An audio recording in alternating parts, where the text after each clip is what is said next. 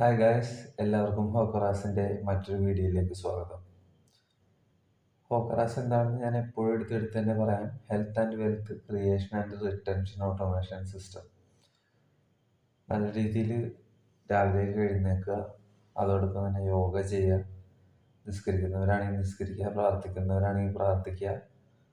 അതേപോലെ നമ്മുടെ ജീവിതത്തിൽ ഏറ്റവും കൂടുതൽ നമുക്ക് ആവശ്യമായിട്ട് വരുന്നത് സെൽഫ് അഫർമേഷൻസ് ആണ്.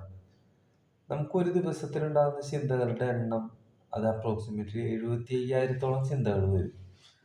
അപ്പോൾ ഈ ചിന്തകളിൽ സെൽഫ് അഫർമേഷൻസിന് വലിയ പ്രാധാന്യമാണുള്ളത്. നമ്മൾ നമ്മളെ പറ്റി തന്നെ പുകഴ്ത്തി പറഞ്ഞില്ല, അല്ലെങ്കിൽ നമ്മുടെ കാര്യങ്ങൾ തന്നെ ഇകഴ്ത്തുകയോ പുകഴ്ത്തുകയോ ചെയ്തില്ല എന്നുണ്ടെന്നുണ്ടെങ്കിൽ നമുക്ക് ഡെവലപ്പ് ആവാനായിട്ട് സാധിക്കില്ല. അപ്പോൾ അതുകൊണ്ട് സെൽഫ് അഫർമേഷൻസ് വളരെയധികം പ്രാധാന്യം അർഹിക്കുന്ന ഒന്നാണ്. അപ്പോൾ അത് മനസ്സിലാക്കിക്കൊണ്ട് നമ്മൾ രാവിലെ എഴുന്നേൽക്കുമ്പോൾ തന്നെ പ്രഭാതത്തിൽ ഒരു പ്രാർത്ഥന, നമ്മൾ തന്നെ ക്രിയേറ്റ് ചെയ്യുന്ന ഒരു പ്രാർത്ഥന അത്യാവശ്യമാണ്. ഇപ്പൊ ഞാൻ എന്നും എഴുന്നേൽക്കുമ്പോൾ ഞാൻ പ്രാർത്ഥിക്കുന്ന ഒരു പ്രാർത്ഥന എന്ന് പറഞ്ഞാൽ, എനിക്ക് സമ്പത്താണ് ദൈവമേ നീ നൽകുന്നതെങ്കിൽ അത് അത്യുന്നതങ്ങളിൽ നീ തരണം. അത് ഉപയോഗിക്കേണ്ട ഹിക്കുമത്തും നീ എന്നെ പഠിപ്പിച്ചു തരണം, ഉപയോഗിക്കേണ്ട രീതി. അല്ല, പരീക്ഷണങ്ങളാണ് നൽകുന്നതെങ്കിൽ അതും അത്യുന്നതങ്ങളിലുള്ള പരീക്ഷണങ്ങൾ നൽകണം. അത് അഭിമുഖീകരിക്കേണ്ട രീതിയും എനിക്ക് നീ പഠിപ്പിച്ചു തരണം, ഹിക്കുമത്ത്. ഇനി അതും പോട്ടെ, എന്നെ മറ്റൊരു മൗലാന മുഹമ്മദ് അലി ജൗഹറായി മാറ്റണേ എന്നാണ് എൻ്റെ ആഗ്രഹം. അന്ന് ഗാന്ധിജി ആഗ്രഹിച്ചിരുന്ന, അല്ലാമ ഇക്ബാൽ ആഗ്രഹിച്ചിരുന്ന, ഇന്ത്യക്ക് സ്വാതന്ത്ര്യം കിട്ടാൻ വേണ്ടി കിങ് ജോർജിന്റെ സദസ്സിൽ പോയി I am representing 32 crores of people, അവർക്ക് വേണ്ടിയാണ് ഞാൻ സംസാരിക്കാൻ വന്നിരിക്കുന്നത്, അതിനാൽ എനിക്ക് 32 മിനിറ്റ് സമയം വേണമെന്ന് പറഞ്ഞ മുഹമ്മദ് അലി ജൗഹറിനെ പോലെ ആകാനാണ് എനിക്കിഷ്ടം. മൗലാനയായി ഖുർആൻ ഹിഫ്ള് പഠിച്ചു. സ്വാതന്ത്ര്യം തേടണമെങ്കിൽ ഇനി മക്കൾക്ക് വിദ്യാഭ്യാസം അനിവാര്യമാണെന്ന് കണ്ടപ്പോൾ ആ രണ്ട് മക്കളെ ഒരാളായ മുഹമ്മദ് അലി ജൗഹറിനെ പഠിപ്പിക്കാനായിട്ട് വിട്ടു. പഠിപ്പിക്കാൻ ചെന്നതിന് ശേഷം അവിടെ എഡിറ്റോറിയലിന്റെ ഭാഗമായിട്ട് മാറി. അങ്ങനെ പഠിച്ചുകൊണ്ടിരിക്കുന്ന സമയത്ത് അല്ലാമ ഇക്ബാലിന്റെ ഭാഗത്ത് നിന്ന് ലെറ്റർ ചെല്ലുകയാണ്. ആ ലെറ്ററിൽ പറയുന്നു, ഇവിടെ കുറെ നരികൾ കൂയി തുടങ്ങിയിട്ടുണ്ട്, സിംഹമേ ഗർജിക്കാനായി നീ വാ എന്ന് പറഞ്ഞതിന് ശേഷം ഇവിടെ നാട്ടിൽ വന്നു. മഹാത്മാഗാന്ധിയെ മോചിപ്പിച്ചു, മറ്റു നേതാക്കന്മാരെല്ലാം ജയിലിൽ നിന്ന് മോചിപ്പിച്ചു. അതിനുശേഷം ഇന്ത്യയെ റെപ്രസെന്റ് ചെയ്ത് സംസാരിക്കാൻ അവസരമുണ്ടായി. ഇന്ത്യയിൽ നിന്ന് പോയി അവസാനം അവിടെ വെച്ച് തന്നെ മരണപ്പെടേണ്ടി വന്ന ആ ഒരു വ്യക്തിത്വം, അത്ര കണ്ട് ശക്തനായിട്ടുള്ള ഒരാളായിട്ട് എനിക്ക് മാറണം. അതാണ് എനിക്കുള്ള ആഗ്രഹം. അപ്പോ എൻ്റെ ആഗ്രഹം ചെറുതായിരിക്കാം എന്ന് ഞാൻ വിശ്വസിക്കണില്ല, വളരെ വലുത് തന്നെയാണ്. പിന്നെ ഞാൻ പല പല കാര്യങ്ങളിലും ഇൻവോൾവ് ആണ്. അതെല്ലാവരോടും എപ്പോഴും ഞാൻ പറയാനായിട്ട് ആഗ്രഹിക്കുന്നു. കാരണം ഞാൻ ഇത് വീണ്ടും വീണ്ടും പറയുന്നതിലൂടെ, ഈ സെൽഫ് അഫർമേഷൻ പറയുന്നതിലൂടെ ഞാനത് ആയിത്തീരാൻ സാധ്യത കൂടിക്കൊണ്ടിരിക്കുകയാണ് ചെയ്യുന്നത്. ഞാനൊരു ഡിജിറ്റൽ മാർക്കറ്റിംഗ് പ്രൊഫഷണലാണ്, അതേപോലെ ഇൻഷുറൻസ് ഏജന്റാണ്. പലർക്കും വേണ്ടിയും വർക്ക് ചെയ്യുന്നുണ്ട്. അത് പല സാഹചര്യങ്ങളിൽ എവിടെയാണോ, ചില സ്ഥലത്ത് നിന്ന് വർക്ക് ചെയ്യും, ചില സ്ഥലത്ത് അല്ലാതെയും വർക്ക് ചെയ്യും. പിന്നെ മോട്ടിവേറ്റ് ചെയ്യും എല്ലാവരെയും. കാരണം എനിക്ക് ഇതേപോലെ ചാനൽ ചെയ്യാമെന്നുണ്ടെന്നുണ്ടെങ്കിൽ മറ്റുള്ളവർക്കും ഇത് പോസിബിൾ ആണ്. അവരൊരാഴ്ച, 2 ആഴ്ച, 3 ആഴ്ച അല്ലെങ്കിൽ 4 ആഴ്ച ആക്റ്റീവായിട്ട് ഇതേപോലെ ഓരോ ദിവസവും ചെയ്യാൻ ശ്രമിച്ചു കഴിഞ്ഞിട്ടുണ്ടെങ്കിൽ അവർക്ക് നേടാം ഈ കാര്യങ്ങളിൽ. ഇനി അടുത്തൊരു സെക്ഷൻ പാട്ടുകളിലൂടെ നമ്മുടെ ബ്രെയിനിനെ ഒന്ന് ആക്ടിവേറ്റ് ചെയ്യുക എന്നുള്ളതാണ്. പാട്ടുകൾ നമുക്കൊന്ന് പാടി നോക്കാം. ഇപ്പോ നീലത്താമരയിലെ പാട്ടില്ലേ, അനുരാഗവിലോചനായി അതിലേറെ മോഹിതനായി പടിമേലിൽ നിൽക്കും ചന്ദ്രനോ തിടുക്കം, പല നാളായി താഴെ ഇറങ്ങാൻ ഒരു തിടുക്കം,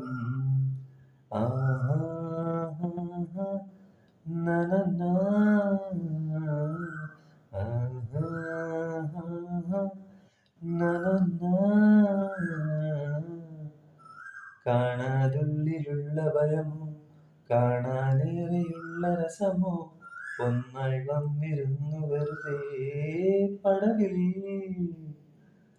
കാത്തിരിപ്പോ വിങ്ങലല്ലേ കാലമെങ്ങോ മൗനമല്ലേ മൗനം തീരില്ലേ. ഇത് എന്നിൽ നിന്ന് ഇത്ര മനോഹരമായിട്ട് എന്റെ ശബ്ദത്തിൽ കൂടെ വരണമെന്നുണ്ടെങ്കിൽ ഞാൻ എത്രമാത്രം അതിനെ പ്രാക്ടീസ് ചെയ്തിട്ടുണ്ടാവും. എന്റെ ന്യൂറോൺസ് എത്ര ആക്റ്റീവ് ആയതിനു ശേഷം മാത്രമാണ് എന്റെ വോക്കൽ കോഡ് അതിനനുസരിച്ച് ചലിച്ചിട്ടുണ്ടാവുക. അപ്പോൾ ഇതെല്ലാം മനസ്സിലാക്കേണ്ട കാര്യം. ഇപ്പൊ ഞാനിത് പാടുമ്പോൾ എന്നിൽ ജനറേറ്റ് ചെയ്യുന്ന ഹോർമോൺസ് എന്തൊക്കെയാണ്?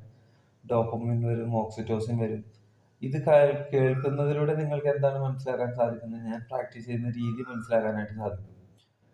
എൻ്റെ ജോലി, എനിക്ക് കിട്ടുന്ന സമയം. ഇപ്പൊ ഈ വീഡിയോ റെക്കോർഡ് ചെയ്യുന്നത് 2025 മാർച്ച് 1 വെളുപ്പിന് 4:55 5 മണി ആ ഭാഗത്ത്, ആ സമയത്താണ് ഇതിരുന്ന് റെക്കോർഡ് ചെയ്യുന്നത്.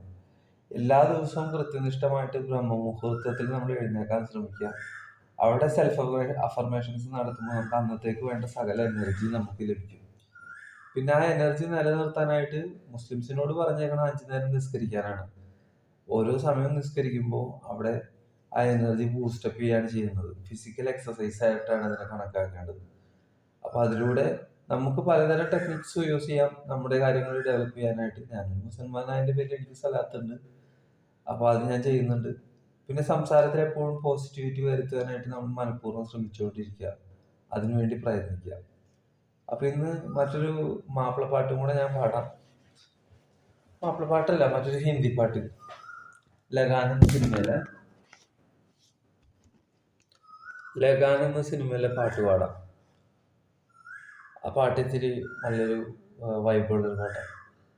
मधुवन में जो कन्हैया किसी को भी से मिले, कभी मुस्काए कभी छेड़े कभी बात करे, किसलिए राधा जले बात तन मन में लगे, किसलिए राधा जले बात तन मन में लगे, गोपियाँ तारे हैं चांद है राधा, फिर क्यों है उसको विश्वास आधा, राधा तो मन की रानी है. ऐसे. അപ്പോ ഞാനിപ്പോ ഹിന്ദി ഉപയോഗിച്ചു. ആ ഹിന്ദിയില് ആ പാട്ടുകളുടെ എല്ലാം വരികളുടെ അർത്ഥം അറിയാം. എന്തുകൊണ്ടാണ് രാധ ഇങ്ങനെ അസൂയപ്പെടുന്നത്? ഗോപകുമാരികളുമായിട്ട് കൃഷ്ണൻ സല്ലപിക്കുമ്പോൾ എന്തിനാണ് രാധയ്ക്ക് അസൂയ? രാധയാണെന്നുണ്ടെങ്കിൽ ചന്ദ്രന് തുല്യവും മറ്റുള്ളവരെല്ലാം നക്ഷത്രങ്ങൾക്ക് തുല്യവുമായിട്ടുള്ള ഒരു ഉപമയാണ് അവിടെ പറയുന്നത്. അപ്പൊ നീ എന്തിനിങ്ങനെ അസൂയപ്പെടണമെന്നുള്ളതാണ് ആ പാട്ടിന്റെ അർത്ഥം, ഇതിവൃത്തം. അപ്പോൾ ഇങ്ങനെയൊക്കെയാണ് കാര്യങ്ങൾ പഠിക്കുന്നതും സമഗ്രമായ രീതിയിൽ നമുക്ക് വികസനത്തിന് വേണ്ട കാര്യങ്ങളൊക്കെ ഉൾക്കൊള്ളാനായിട്ട് സാധിക്കുന്നത്. അപ്പൊ എൻ്റെ ഈ ചാനൽ, എൻ്റെ അവതരണം, അതേപോലെ ഇനി മുന്നോട്ട് പോകുന്ന യാത്രയിൽ എൻ്റെ കൂടെ വരാൻ താല്പര്യമുള്ളവർ, കൂടെ വരാൻ താല്പര്യമുള്ളവരെന്ന് പറയുന്നത് ഞാൻ ഇൻഷുറൻസ് ചെയ്യുന്നുണ്ട്, ക്ലയൻസിനെ ഞാൻ എങ്ങനെ ഹാൻഡിൽ ചെയ്യുന്നു, അതേപോലെ കസ്റ്റമർ എന്നുള്ള വാക്ക് മാറ്റി അവരെ എങ്ങനെ ക്ലയൻസ് ആക്കി മാറ്റുന്നു എന്നുള്ള കാര്യങ്ങളെല്ലാം ഞാൻ ഡിസ്കസ് ചെയ്യുന്നുണ്ട്. അപ്പോൾ അതിൻ്റെ ഭാഗമായിട്ട് എല്ലാവരോടും സംസാരിക്കാനും ഞാൻ താല്പര്യപ്പെടുന്നുണ്ട്. എൻ്റെ ഫോൺ നമ്പർ അബൌട്ട് പേജിൽ കൊടുത്തിട്ടുണ്ട്, എല്ലാവർക്കും വിളിക്കാവുന്നതാണ്. അത്യാവശ്യ ഘട്ടങ്ങളിൽ ബ്ലഡ് റിലേറ്റഡ് ആയിട്ടുള്ള ക്വറീസ് കാര്യങ്ങൾ വരികയാണെന്നുണ്ടെങ്കിൽ ധൈര്യസമയം തന്നെ വിളിച്ച് നമുക്ക് ഗ്രൂപ്പുകളിലൊക്കെ ബന്ധപ്പെട്ട് കാര്യങ്ങളൊക്കെ റെഡിയാക്കാം. പിന്നെ ഞാനും ഇൻഷുറൻസിനെ പറ്റി പഠിക്കുന്നതേ ഉള്ളൂ. ബെസ്റ്റ് ഓഫ് ദി ബെസ്റ്റ് ഏതാണെന്ന് ഇപ്പോഴും എനിക്ക് കിട്ടിയിട്ടില്ല. എന്നിരുന്നാലും ഞാൻ പഠിച്ചുകൊണ്ടിരിക്കുന്നുണ്ട്, പ്രയത്നിക്കുന്നുണ്ട്. അപ്പോൾ എല്ലാവർക്കും ഇന്നത്തേക്ക് ഒരു വീഡിയോ ഞാൻ സ്റ്റാർട്ട് ചെയ്തിട്ടുണ്ട്. അത് എൻ്റെ ഒരു പ്രൊസീജിയറാണ്. എന്നും ഞാൻ ആക്റ്റീവായിരിക്കണമെന്ന് ഞാൻ തന്നെ എടുക്കുന്ന തെളിവ്. അപ്പോൾ ആ വീഡിയോ ഞാൻ ഇപ്പോൾ റെക്കോർഡ് ചെയ്ത് കഴിഞ്ഞിരിക്കുന്നു. മാസലാമ, ഞാൻ വീണ്ടും വരും. അസ്സലാമു അലൈക്കും വറഹ്മത്തുള്ളാഹി വബറകാതുഹു.